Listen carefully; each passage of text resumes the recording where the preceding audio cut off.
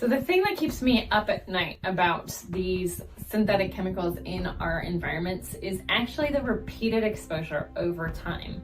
So if you think about it, you maybe apply your lawn care chemicals 4 times a year, and maybe you applied a weed killer twice, and maybe you applied an insecticide once a year. That's 7 events in a year. And there's some time between them, so maybe your body has time to adjust and your pet's body. But over a 12-year lifespan of a dog, that's 84 times that you've applied chemicals throughout their lifetime. That's a lot. With cats that live longer, or smaller dogs that live longer, there's even more than 84. And so that repeated exposure over time can build up. It builds up in our soil. Of course, it's building up in our bodies.